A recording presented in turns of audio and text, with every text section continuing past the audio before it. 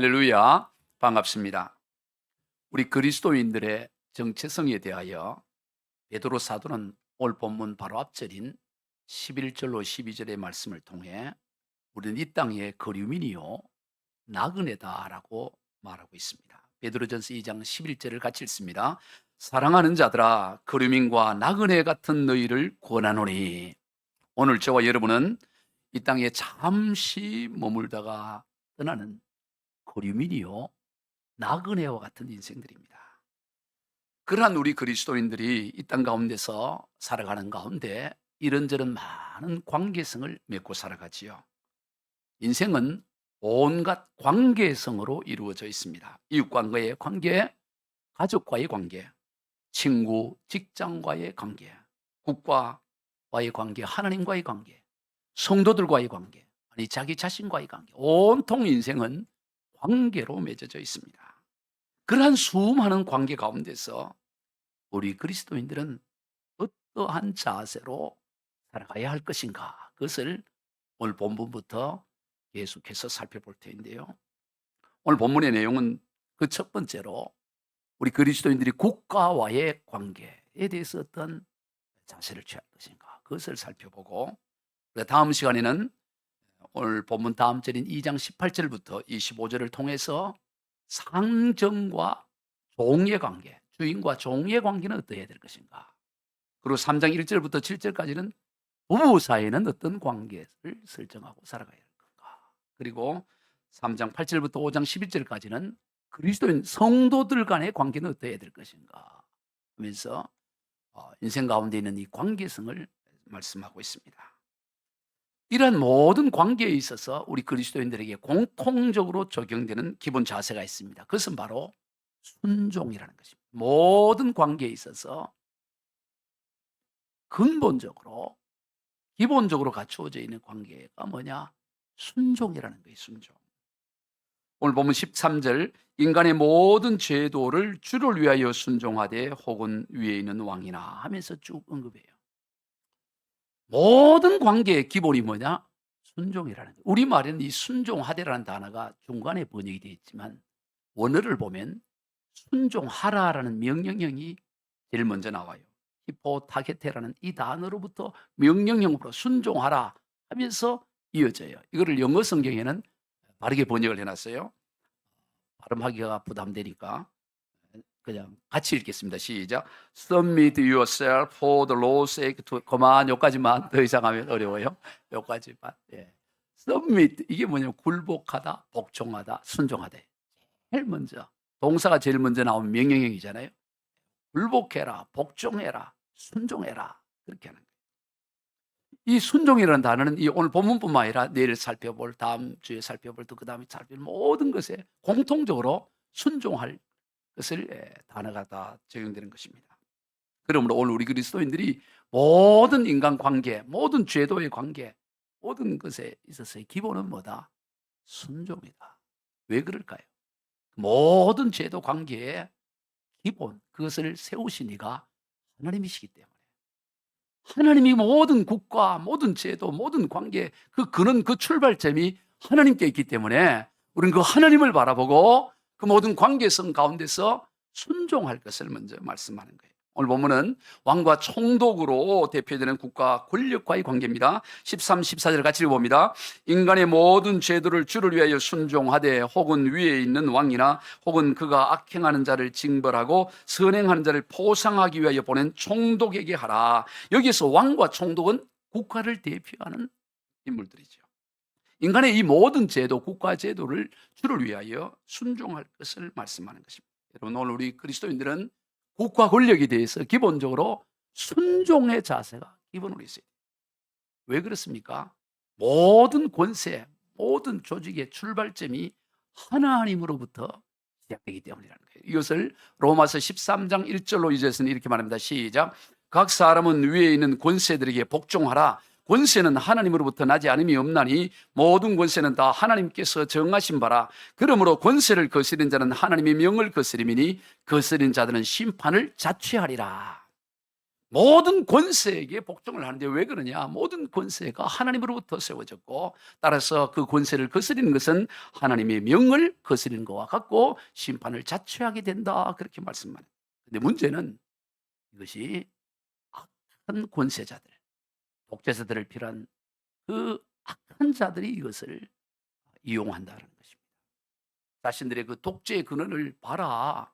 모든 권세, 내게 있는 모든 권세가 하나님으로부터 왔으니 여기에 순종하고 따라야지. 그러지 않으면 하나님의 명을 거역하는 것이고 심판을 자처하는 거다 하면서 그 독재자들의 악한 자들이 그것을 인용하는 그런 구절로 악용되어지는 것을 보게 돼요. 그렇지 않아요. 이건 정반대예요. 악용할 것이 아니라 오히려 악한 권세자들의 폐부를 지르는 말씀이 되는 거예요. 오늘 보면 14절을 한번 다시 읽어봅시다. 시작. 혹은 그가 악행하는 자를 징벌하고 선행하는 자를 보상하기 위하여 보낸 총독에게 하라. 이 왕과 총독이 국가 권력이 대표인데 이 국가 권력이 하는 일이 뭐냐? 악행하는 자를 징벌하고 그리고 선행하는 자에게 보상하는 것을, 그것이 국가 권력이 해야 될 일인 거예요. 그러지 않는, 바로 이 본래 하나님께서 세운 이 국가 권력이 제도의 목적에 벗어나는 것에 대해서는 당연히 그것을 거부하고 저항해야 할 것을 말씀하는 거예요. 우리가 로마서 13장을 다룰 때 이미 살펴보았어요. 이 두 가지 면에서 살펴봤죠. 모든 권세의 출발은 하나님께 있다. 그러므로 모든 권세를 행하는 자는 하나님의 대리자로서 하나님의 뜻과 하나님의 원하시는 바를 이루어 가야 된다. 그렇지 않는 것에 대해서는 마땅히 그것에 대해서 거부하고 저항해야 된다라는 것이죠. 그걸 우리가 앞서 로마서 강의를 할 때 우리가 살펴보았습니다. 요한복음 19장에서 보면 총독 빌라도가 예수님을 재판하면서 하는 말이 내가 너를 놓아줄 권한도 있고 십자가에 못 박을 권한도 있는 걸 알지 못하느냐, 그렇게 말했을 때 예수님이 뭐라고 말씀하십니까? 위에서 주지 아니하셨더라면 나를 해칠 권한이 없었으리라, 그래 말해요. 다시 말해서 이 총독이었던 빌라도가 예수님을 십자가에 못 박고 죽일 수 있는 권한은 바로 위에서 하나님으로부터 부여된 권세라고 인정을 하는 겁니다. 그러나 그렇다고 해서 그 빌라도 총독의 그 권세 권한에 예수님이 그저 다 순종하고 따라하고 그렇게 행하지를 않아요. 그것을 고스란히 다 받아들이고 십자가의 죽음으로써 그것을 받아들이는 것을 보게 됩니다. 예, 오늘 우리가 국가 권력이라든가 권세에 대해서 순종하는 것에 대해서는 크게 부담을 가지지 않아요. 당연히 순종해야지. 그러나 잘못된 권세에 대해서 저항하는 것에 대해서는 우리 그리스도인이 그랬어야 하면 될까? 이렇게 생각하고 그것을 받아들이는 성경과 반대되는 행동을 하는 거예요. 여러분, 정당한 권세, 하나님이 세운 권세에 대해 순종하는 것이 그것이 당연한 일이라면 그렇지 못한 권세에 대해서 저항하는 것도 또한 또 다른 순종의 모습인 거예요. 이 우리 그리스도인들이 걸어가야 될 길이라는 것입니다. 모든 권세가 하나님으로부터 주어졌기 때문에 그 권세를 쓰는 자는 하나님의 뜻에 합당하게 행해야지, 그러지 않는 권세에 대해서 우리가 순응하고 따르는 것은 그것은 바로 하나님으로부터 명을 거역하는 심판을 자초하는 길을 걸어가는 거예요. 그런데 오늘 그것을 이해를 못하고 오히려 잘못된 권세 앞에도 그저 순종하고 순응하는 것이 다 하나님이 세우신 거고 하나님이 섭리 가운데 있다고 받아들이는 것은 전혀 순종의 모습이 아닌 그런 불순종의 모습이라는 것을 기억해야 된다는 것입니다. 이것을 우리 그리스도인들이 깨어 있어야 돼요. 모든 걸 그냥 힘 있는 자의 고난과 능력 앞에 따르는 것만이 이것이 순종이라고 생각하면 착각인 것입니다. 또 다른 순종은 뭐냐? 그러지 못하는 것에 대해서 저항하는 것이 그게 참된 순종의 모습이에요. 우리가 출애굽기 1장을 보면 애굽의 왕 바로가 이스라엘 자손 곧 히브리인들의 숫자가 급격히 늘어나자 그 히브리인들이 여인이 아이를 낳을 때 돕는 그 산파들로 하여금 아들이 태어나면, 남자가 태어나면 다 죽이라고 명합니다. 그러나 그 산파들은 그걸 거부하는 거예요. 그건 틀림없이 바로를, 왕을 대표하는 국가 권력의 명이었지만 그 산파들은 그것을 거부하는 것입니다. 왜냐하면 하나님의 뜻에 어긋나는 거니까. 바로가 하나님으로 세워진 권세를 할지라도 하나님의 뜻을 성취하는 일을 해야지 그것을 거역하고 자기의 잘못된 길을 가는 때 산파들은 거부하는 것입니다. 그리고 나중에 왕이 불러서 왜 아들들을 죽이지 않느냐 그랬을 때 그 산파들이 뭐라고 말합니까? 히브리 여인들은 건강해가지고 우리가 도착하기도 전에 이미 출산을 해버리기 때문에 우리도 어찌할 수 없습니다. 그렇게 변명을 해요. 그러한 산파들에 대해서 성경은 어떻게 말하냐면 출애굽기 1장 20절로 21절입니다. 시작. 하나님이 그 산파들에게 은혜를 베푸시니 그 백성은 번성하고 매우 강해지니라. 그 산파들은 하나님을 경외하였으므로 하나님이 그들의 집안을 흥왕하게 하신지라.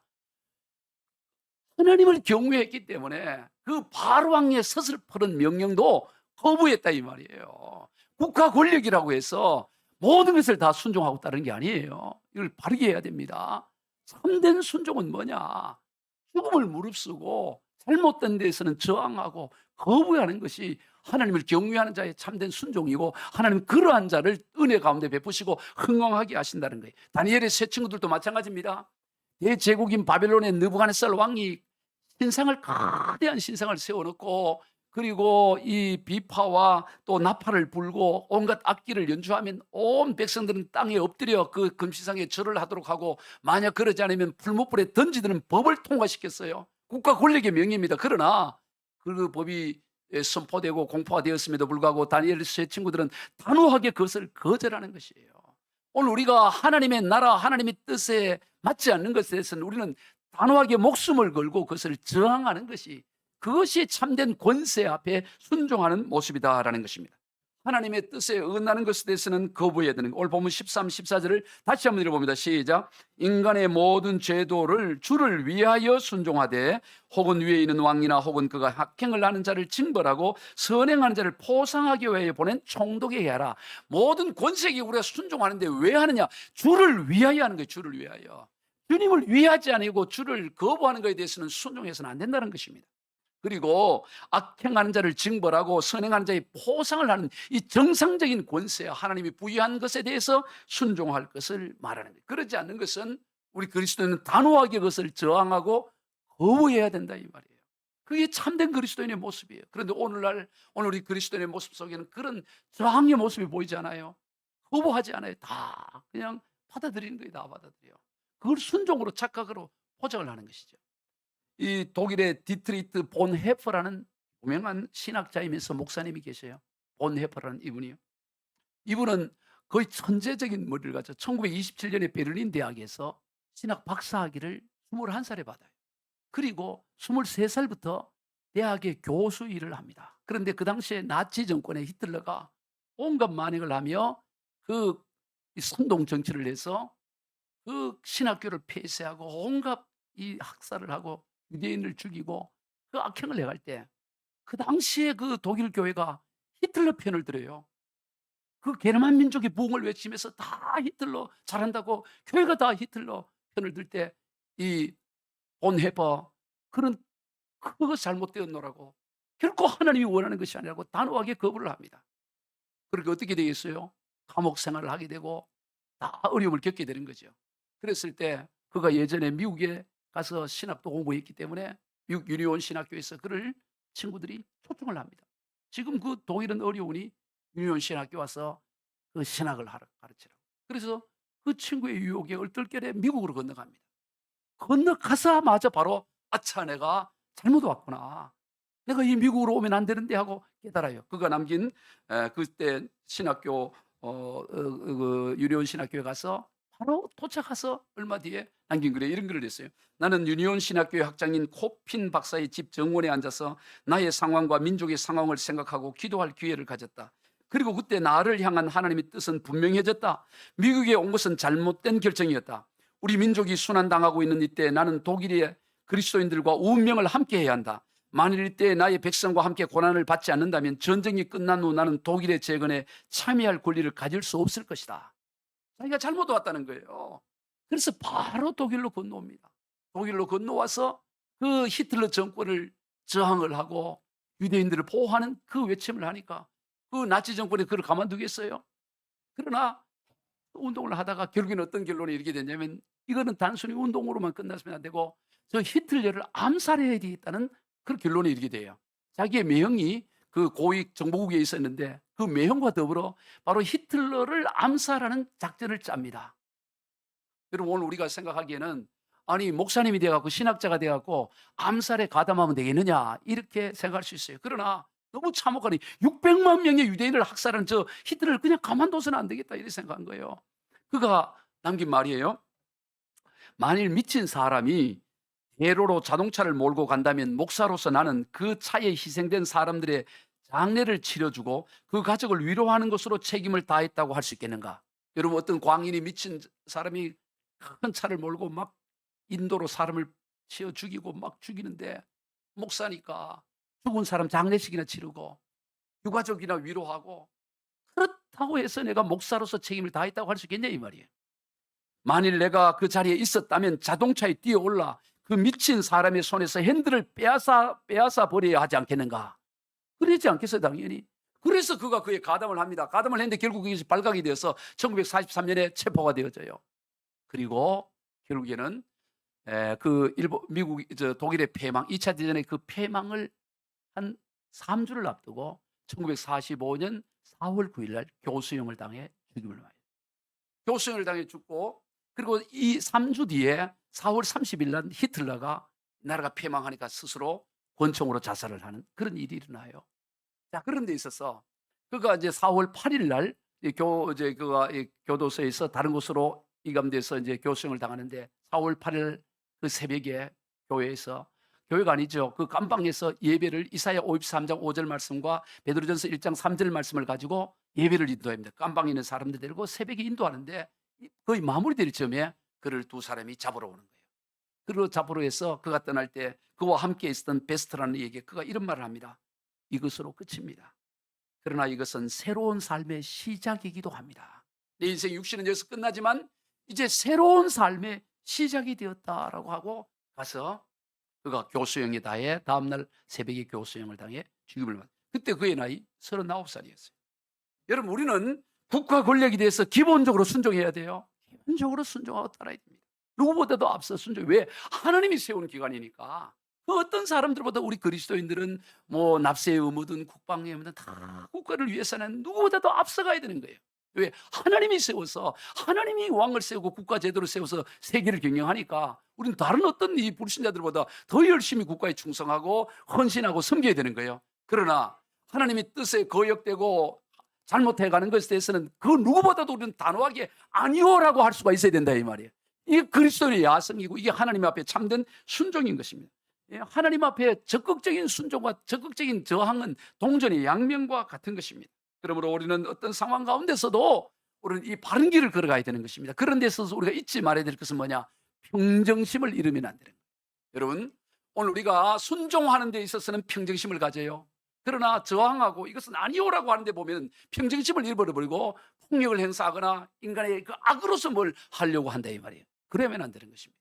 모든 것이 하나님의 손에 있음을 기억하고 우리는 그 고난의 길을 그 담담히 받으면서 우리 주님께서 그 빌라도의 그 이 사형 언도를 받고 그 담담하게 그 길을 걸어갔듯이 우리는 고난으로 평정심을 잃어버리지 않고 우리가 그 길을 걸어가야 되는 거예요. 이 본헤퍼가 교수형을 당할 때 그 자리에 군의관이, 어디나 보면 의사가 그의 죽음을 확인하기 위해서 의사가 있잖아요. 그 의사가 함께 그 지켜봤는데 그 바로 옆에서 가까이서 목격을 했던 프로센비르크 강제수용소 담당 의사인 피셔 휠 슈트롱이라는 분이 본헤퍼의 마지막 몇 분에 대해서 기록해 놓은 게 있어요. 그걸 제가 읽어드릴게요. 막사에 있는 방의 반쯤 열린 문을 통해 나는 본헤퍼 목사가 죄수복을 벗기 전에 바닥에 무릎을 꿇고 자신의 주 하나님께 진심으로 기도하는 모습을 보았다. 이제 옷을 갈아입고 교수형이 차기 전에 옷을 벗고 하나님 앞에 무릎을 꿇고 기도하는 것을 이 의사가 방의 반쯤 열린 문을 통해서 본 거예요. 나는 이 사람이 기도하는 방식을 보고 깊은 감명을 받았다. 어찌나 경건한지 하나님이 그의 기도를 들어주셨다고 확신할 정도였다. 그는 형장에서 다시 짤막한 기도를 드린 다음 용감하고 침착하게 계단을 밟고 교수대에 올랐다. 그리고 몇 초 뒤에 죽었다. 지난 50년간 의사로 일하면서 그토록 경건하게 죽음을 맞이한 사람을 본 적이 없다. 50년, 우리 예수님이 십자가에 달렸을 때도 백부장이 저 사람은 참으로 하나님의 아들이구나, 의인이구나, 그걸 본 거예요. 오늘 우리 그리스도인의 삶이 그래야 되는 것입니다. 어떤 상황 가운데서 평정심을 잃지 않고 우리에게 주어진 길을 담담하게 걸어가는 것이 우리 신앙의 길이라는 것이죠. 이게 신앙의 삶의 모습이에요. 할렐루야. 오늘 우리 기독교 역사 가운데도 우리 믿음의 선조들이 다 그렇게 그랬어요. 신사참배 다 거부하고, 물론 대다수가 다 받아들였습니다. 우리 이 신사참배 한국교회 90% 이상이 다 신사참배했어요. 다 1938년에부터 신사참배가 뭐 장로교, 감리교, 침례교 할 것 없이 90% 이상, 거의 95% 이상이 다 신사참배를 했습니다. 그러나 주기철 목사, 손양원 목사님 같은 분들, 그들은 끝까지 그걸 거부했지요. 그리고 1919년에 우리 3.1 운동 때 33민 그 민족 대표 가운데 16명이 우리 그리스도인들이었어요. 여러분, 그 당시에 우리 기독교가 몇 퍼센트냐? 약 1.5%였습니다. 1.5% 내외였어요. 전체 인구가 1,600만 중에 우리 그리스도인들이 인구가 20만 밖에 되질 않았다고. 전체 인구의 1.6%밖에 안 돼. 1.5% 내외. 1.3에서 1.5% 내외였는데도 불구하고 민족 대표 33명 중에 16명이, 절반의 수가 우리 그리스도인들이, 기독교인들이 나선 거예요. 이미 그 전에 105인 사건을 비롯해서 무수한 박해를 우리 그리스도인들이 당한 거예요. 왜? 일본의 이 잘못된 것에 대해서 저들은 그냥 받아내고 두지 않고 저항한 거예요. 감옥에 가서 고문당하면서. 할렐루야. 오늘 우리가 이 정신을 받아야 된다 이 말이죠. 바르지 않는 것에 왜 이 얘기를 합니까? 앞으로 우리가 저항해야 될 시대가 옵니다. 멀지 않아요. 차별금지법 곧 통과됩니다. 동성애 말하면 이제 불법이 되는 시대가, 벌금이 나오는 시대가 옵니다. 그때 어떻게 할 겁니까? 그때 그냥 막연히 있을 겁니까? 동성애 죄가 아니라고 그렇게 말할 겁니까? 말을 하게 되면 벌금형 나오는데, 법이 어긋나서. 그래서 벌금이 되고 교회가 경매가 되고 길바닥에 앉고 저 한강에서 텐트 쳐놓고 예배를 하더라도 우리는 아니다라고 저항을 해야 된다 이 말이에요. 장차 전도 금지법이 곧 나올 겁니다. 언젠가는 나올 거예요. 이 시대 자체가. 언젠가는 전도금지법, 교회 설립금지법이 언젠가는 올 거예요. 이게 시대의 흐름이라 이 말이에요. 시대의 흐름. 왜? 이제 이슬람이 물밀듯이 밀려오는 겁니다. 지금 기독교는 급격히 세계하고 이슬람 나라가 될 날 또 멀지 않아 오는 거예요. 이슬람은 저들은 곧 우리 대한민국을 이슬람 국가화 만들겠다고 달려들고 있잖아요. 지금 기독교의 그 신뢰는 바닥에 떨어져 있는 거예요. 지금 젊은이들이 어디 있습니까? 지금 대학생들 복음화율이 1.5%, 1.7%밖에 안 돼요. 우리나라 교회 학교 없는 데가 60% 이상 교회 학교 없습니다. 이제 20, 30년 지나면 교회는 이제 텅텅 비게 되고 이슬람이 빈 걸 차고 들어오고 세상이 들어오고, 그러다면 이 박해와 고난은 눈에 앞에서 뻔하다 이 말이에요. 오늘 우리가 모든 권력 권세에 대해서 그냥 순응하고 따를 것이 아니라 목숨을 걸고, 그렇다고 뭐 이 폭력을 나갈 그게 아니라 생명을 걸고 우리가 나가야 된다 이 말이에요. 아멘. 이게 우리 앞에 당면한 우리의 시대의 과제다. 정신 차려야 되는 겁니다. 우리가 예수 믿는 거. 응? 이 세상은 기독교를 환영하지 않아요.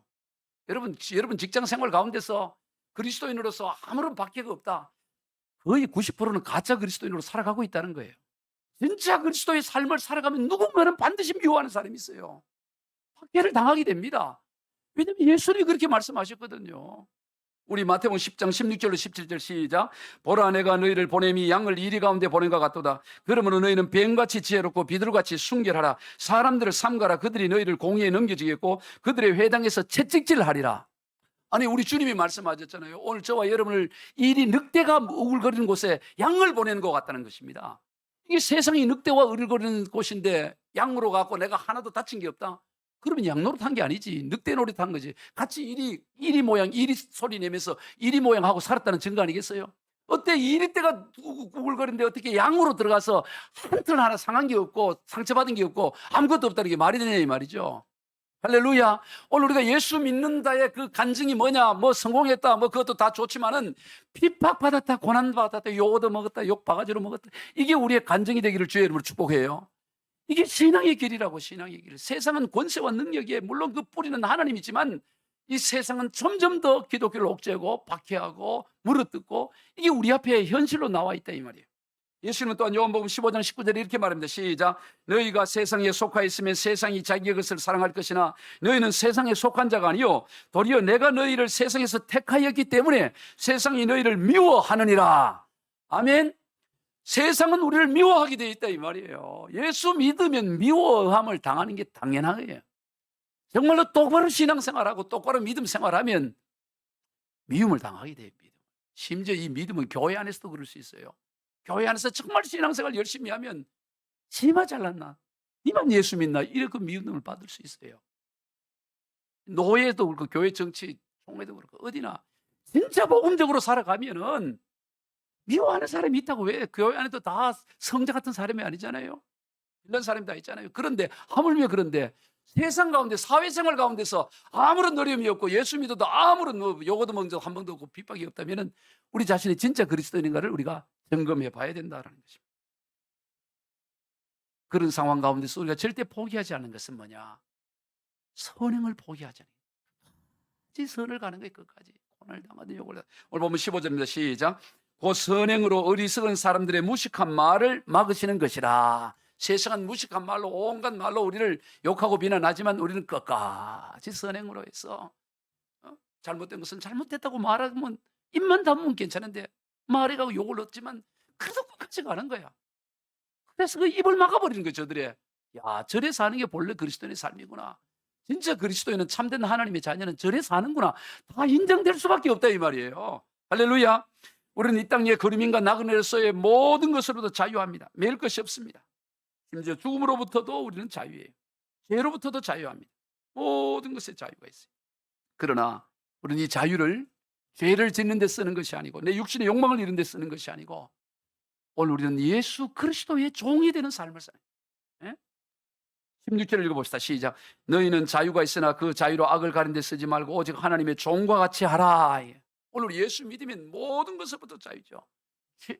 죽음으로부터의 자유, 죄로부터의 자유. 죄로부터 자유라는 것은 죄를 지을 자유를 말하는 것이 아니라 죄를 짓지 않을 자유가 우리에게 있어요. 예전엔 죄의 종이었기 때문에 죄를 짓지 않을 수가 없었어요. 종이 어떻게 무슨 주인이 지으라는데 어떻게 하겠어요. 죄의 종으로. 근데 우리는 죄의 종에서 해방되었기 때문에 우리는 의의 종이 되었고 의를 지을 수밖에 없는 인생 되었고 하나님의 종이 되어서 모든 것에 자유함을 얻는 인생이 되었다는 것입니다. 이걸 공동번역에서는 이렇게 번역합니다. 시작. 여러분은 자유인답게 사십시오. 그러나 악을 행하는 구실로 자유를 남용해서는 안 됩니다. 여러분은 하나님을 섬기는 종입니다. 오늘 저와 여러분은 하나님을 섬기는 하나님의 종이 되었기 때문에 모든 것으로 자유를 했지만 그 자유를 가지고 우리의 육체의 소욕을 이루는 데 쓰지 않고 의를 이루고 섬기고 사랑하는 장인. 오늘 갈라디아 5장 13절 읽어봅시다. 시작. 형제들아 너희가 자유를 위하여 부르심을 입었으나 그러나 그 자유로 육체의 기회를 삼지 말고 오직 사랑으로 서로 종노릇하라. 우리 진짜 자유인이지만 사랑의 종노릇하고 하나님의 종노릇하는 인생이 되었다는 거예요. 그러니 그 세상은 우리의 선행을 보고 야, 예수 믿는 건 저래 믿어야 돼. 이게 진짜 믿는 거지. 그 인정하게 된다 이 말이에요. 룻기서에 나오는 모압의 여인 룻이 그랬어요. 그녀는 남편이 세상을 떠나버렸습니다. 시아버지도 죽고 다 죽고 그냥 시어머니 과부된 시어머니하고 자기하고 또 과부된 또 동서 쌍과부가 아니라 쓰리과부가 이렇게 살고 있는 아무 소망이 아무 소망이 없어요. 삼과부가 이 나오미가 도저히 안 될 것 같으니까 나는 내 고향 유대 베들레헴으로 가겠다. 그러니 너희들 다 친정으로 가서 팔자 고쳐라. 너희들 새로 좋은 남자 만나 잘 살아. 지금까지 나를 섬겨준 것만 해도 내가 고맙다 하고 볼래요. 그랬더니 동서인 오르바는 어머니 눈물 몇 방울 흘리면서 잘 사세요. 만수무강하세요. 저 팔자 피러 갑니다. 그래서 가요. 그냥 가요. 근데 룻은 어떻게 합니까? 한다는 거예요. 안다는 거예요. 그러니까 야 오르바 이 동서도 가는데 왜 너는 자꾸 안 가려고 그래? 어머니 그런 말 하지 마세요. 나는 죽으면 죽었지. 죽음 외에는 어머니하고 저를 갈라놓을 게 없습니다. 어머니가 죽는 곳에 나도 죽고 어머니의 백성이 나의 백성이 나는 끝까지 어머니 따릅니다. 얼마든지 자유를 얻을 수 자유로울 수 있어요. 왜? 신랑 죽고 시어머니 맞아 떠나. 그랬을 때 그 루스의 친정 오빠들 사촌 오빠 언니들이 뭐라 그랬어요? 야, 이 뭐라 하면서 너 정신이 있냐 없냐 너? 너 뭔 소망이 있다고 너 시어머니 시어머니가 떠나라 그러면 아니 가자 그래도 못 가겠다고 해야 될 판에 시어머니가 가라 그러는데 그걸 안 가겠다 그러면 뭐 정신이 있어 너 더군다나 저 베들레헴이 어떤 땅이야 유대인들이 우리 모압을 인간 취급을 안 해. 아주 천하기는 그 땅에 가서 너 어떻게 살라 그래? 오르테하고 그냥 너 동생 오르바도 그러니까 뭐 네가 잘났다고 뭐 다 날고 다 그 막 야단을 치지 않겠어요? 얼마든지 떠나도 누구 욕할 사람 아무도 없어요. 자유로워요. 그런데도 스스로 사랑의 종이 되어 그 홀로 남은 시어머니를 섬기는 길을 가는 거예요. 그 하나님을 바라보고 하는 것입니다. 그랬을 때 그거 어떻게 됩니까? 다윗의 정조 할머니가 되고 마태복음 1장에 예수 그리스도의 계보의 오른줄로 믿으시기를 바랍니다. 오늘 우리는 자유로움이 있어요. 이렇게 할 수도 있고 저렇게 할 수도 있습니다. 그러나 우리 스스로 종이 되어서 섬김의 종이 되고 사랑의 종으로 나가는 것입니다. 그게 오늘 우리가 저와 여러분이 가야 될 길이라는 것입니다. 오늘 우리는 권력 앞에서 어떤 것보다 국가를 사랑하고 나라를 사랑하고 애국자가, 최고의 애국자는 우리 그리스도인만. 우리 그리스도는 다 애국자가 돼야 됩니다.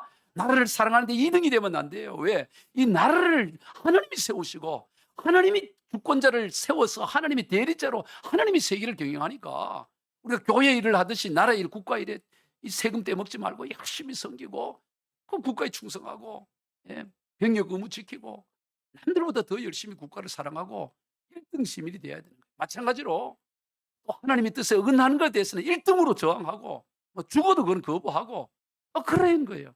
오늘 우리 저와 여러분에는 이렇게 죄로부터 자유함을 얻은 이 자유의 권세를 그저 내 육신을 위해 쓰는 것이 아니라 오직 하나님의 나라를 위해서, 하나님을 위해서 그렇게 쓰는 거예요. 스스로 자기 것을 포기하고 던지는 인생을 살아가는 겁니다. 우리 아까 좀 전에도 말했습니다마는 우리가 그 6.25 전쟁이 일어났을 때 순교하신, 또 일제에 순교하신 많은 분들이 있는데 그 가운데 우리 손양원 목사님을 보면 1948년에 그 여수 순천 반란, 그 좌익들이 반란을 일으켰을 때 그 두 아들, 생태 같은 두 아들, 사범학교를 다니고 중학교를 다니던 그 생태 같은 아들들이 이 좌익에 의해서 죽임을 당하고 예수 믿는다는 이유로, 기독 청년의 회장이라는 이유로 그 죽임을 당했을 때 그를 죽인 이를 그 양자로 삼잖아요. 양자로 삼고 신학교를 보내 신학생이 되게 하고, 그리고 나중에는 어떻게 됩니까? 1950년 드디어 6.25 전쟁이 일어나잖아요. 그 6.25 전쟁이 일어날 때 피신하지 않고 남아있다가 그 아들들의 길을 뒤따라갔던 이 손양원 목사님, 그 훌륭한 목사님이잖아요. 그분이 쓴 예수 중독자라는 글이 있어요. 우리 같이 한번 예수 중독자 한번 읽어봅시다. 시작. 나는 예수의 중독자가 되어야 하겠다. 술 중독자는 술로만 살다가 술로 인해 죽게 되는 것이고, 아편 중독자는 아편으로 살다가 아편으로 인해 죽게 되나니 우리도 예수로 살다가 예수로 인해 죽자. 우리의 전 생활과 생명을 주님을 위해 살면 주같이 부활된다. 주의 종인이 주만 위해 일하는 자 되고 내일을 되게 하지 말자. 참 감동이잖아요. 우리 모두가 예수 중독자가 되기를 주의 이름으로 축복합니다. 뭐든지 예수. 예수를 하면 그냥 뭐든지. 6.25 전쟁이 일어납니다. 여수 반란 사건 되게 평정이 되면서 좌익들을 처단하고, 그러니까 거기를 공산군이 내려오면 어떻게 했어요? 처단한 우익들을 다 죽일 거 아니겠어요? 제일 먼저 죽을 사람 중에 한 사람이 누구예요? 이 손양원 목사님이라고요. 그런데도 불구하고 도망을 가지 않아요. 피하지 않습니다. 그 친구 목사들이, 손 목사, 목사들 지금 밀려 들어와. 배를 대놨어요. 그 앞바닥 배잖아요. 여수 예양원 앞에 배가 빨리 타고 가세요. 그랬더니 그 손 목사님이 피하는 거예요. 응? 나는 갈 수 없다. 나는 기왕 감옥에서 죽었어. 예전에 일제 신사 참배를 거부하다가 감옥 생활하다가 해방맞아 나왔잖아요. 나는 이왕에 감옥에서 죽었을 사람일세. 하나님께서 8.15 해방을 주셔서 이렇게 다시 살아나서 풀려난 것도 감사한데 내 어찌 다시 피난을 갈 수 있단 말인가? 나는 갈 수 없냐고 거부를 하는 거예요. 100% 죽음이에요. 그러니까 애양원의 그 나환자들이 그대로 있으면 우리 손 목사님 죽게 되는 건 100%의 기정사실이니까 목사님 가셔야 됩니다. 배에 다른 배를 준비하고 태워. 목사님 안 가면 우리도 안 가. 그래서 이 손 목사님도 올라. 근데 이 나병 환자 심한 환자를 가지를 못하고 있을 거 아니에요. 다 태워놓고 떠날 때 되니까 손 목사님 내려와요. 배에서 내립니다. 그래서 뭐라 그러냐면 이 난국에 가장 급한 일이 무엇이겠는가? 양을 먹이던 목자가 내 양떼와 신앙을 지켜야지, 더군다나 몸도 성치 않은 나 환자 성도들 이 불쌍한 양떼를 버리고 나 살겠다고 어디를 도망가겠는가? 죽어도 같이 죽고 살아도 같이 살아야지 하고 머물러 있다 결국에는 총살에 죽임을 당하잖아요. 손 목사님. 여러분, 이 루시나 손양원 목사님 같은 분들은 자유가 주어져요. 도망가도 누가 욕할 사람 아무도 없어. 그러나 이것을 육체의 기회로 삼지 않고 오직 사랑으로 종노릇하여 자기의 생명까지 내어놓은 삶을 살았다 이 말이에요. 여러분, 오늘 저와 여러분이 그 길을 가야 될 줄로 믿습니다. 오늘 우리의 삶이 그래야 돼요. 그리고 마지막으로 오늘 보면 17절입니다. 시작. 무사람을 공경하며 형제를 사랑하며 하나님을 두려워하며 왕을 존대하라. 여러분, 오늘 우리는 무사람을 어떻게 하느냐? 공경하고 형제는 사랑하고 하나님을 두려워하며 왕을 존대하라. 이게 우리가 걸어가야 될 삶의 길인데요. 이 17절의 말씀을 우리는 이렇게 하고 해서 연결해 놨는데, 오늘을 보면 이게 4개의 명령어로 이루어져요. 4개의 명령어. 이걸 이제 영어는 자대로 번역을 해놨어요. 우리 영어로 번역된 걸 한번 봅시다. 읽어볼까요? 시작. Show proper respect to 요까지만, to까지만 해요. 그러니까 show 보여주라는 거예요. 이 proper 적당한 합당한 respect 존경을 every 모든 사람이 보여줘. 그리고 love 하라는 거예요. 브로드 형제는 사랑하고. 그다음 뭐예요? Fear God 하나님은 두려워하고. Honor the King 왕은 존대하라.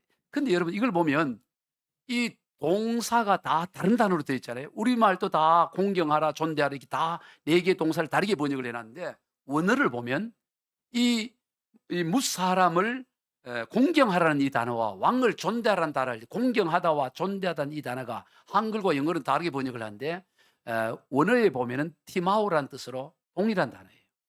즉 다시 말해서 뭔 말이냐, 이 티마우라는 단어는 존중하고 존경하는 거예요. 즉 무사람을 존경하고 존중하는 거나 왕을 존경하고 존중하는 거나 같은 단어를 쓰고 있다 이 말이에요. 이걸 우리가 같은 절 안에서 같은 단어를 쓰고 있는데 번역을 다르게 하는 것은 바른 번역이라고 할 수가 없어요. 예를 들어 다른 절 같으면 그걸 의역해서 번역을 좀 다르게 한다 하지만, 아니 같은 단어인데 같은 절 안에서 같은 단어를 다르게 번역하는 것은 옳은 번역이 아니잖아요. 예. 어쨌든 간에 왜 이 사도 베드로는 이 같은 단어를 썼을까 하는 거예요. 왜 무사람을 공경하는 거나 왕을 공경하고 존대하는 것을 같은 단어를 썼을까 하는 거예요. 이게 여러분 예수 복음의 위대함 때문에 그렇다는 거예요. 여러분 우리 예수 복음의 위대함을 정말로 깨닫게 되면 무사람이나 천민이나 왕이나 다를 바가 없어요. 왕이라고 더 세워주고 그리고 천민이라고 가볍게 여기고 그러지 않습니다. 정말로 예수 복음을 경험한 사람은, 예수 복음의 위대함을 경험한 사람은 아주 천한 사람이든 가난한 사람이든 왕이든 귀족이든 다를 바 없이 다 존귀하고 귀하게 대하는 거예요. 왜? 예수는 바로 그 사람을 위해서, 왕을 위해서도 천민을 위해서도 동일하게 십자가에 피 흘려 죽었기 때문에 모든 사람을 다 존귀하게 대한다는 거예요. 정말로 복음을 대한 경험한 사람. 요한계시록 1장에 보면 사도 요한이 부활하고 영광 가운데 가신 주님을 밤모섬에서 만나게 됩니다.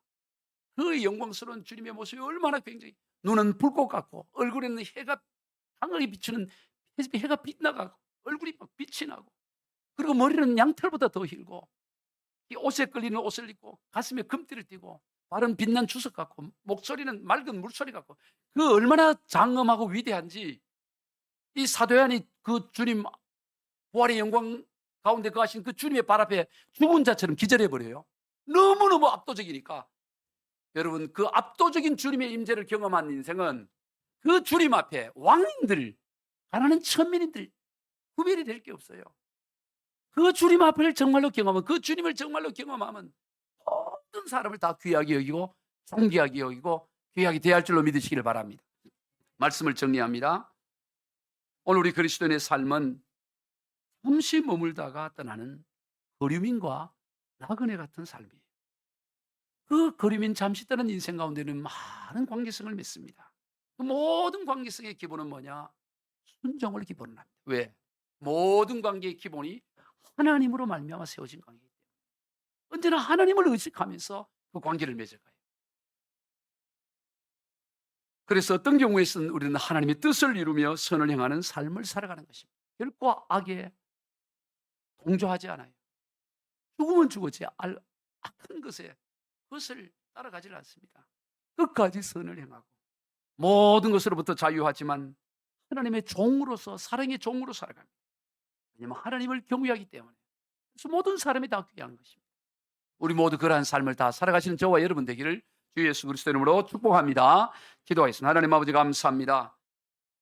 오늘 우리 그리스도인의 관계성에 관해서 오늘부터 이제 몇 주에 걸쳐서 살펴볼 터인데, 우리의 모든 관계, 특별히 국가와의 관계, 권세와의 관계, 그 모든 기초가 하나님으로부터 비롯되었음을 믿기에 언제나 순종하는 자세를 기본으로 하여 살아가게 하여 주시고, 언제나 하나님이 뜻을 이루는데 우리의 생명을 바쳐 나가게 하여 주시옵소서. 하나님, 우리는 모든 것에서 자유했지만 기꺼이 하나님 자발적으로 사랑의 종이 되게 하시고 주의 종이 되어져서 우리의 한 몸을 오직 하나님의 영광을 위해 다 내어드리는 인생들이 되도록 주여 축복하여 주시옵소서. 감사하며 예수님의 이름으로 기도드리옵나이다. 아멘.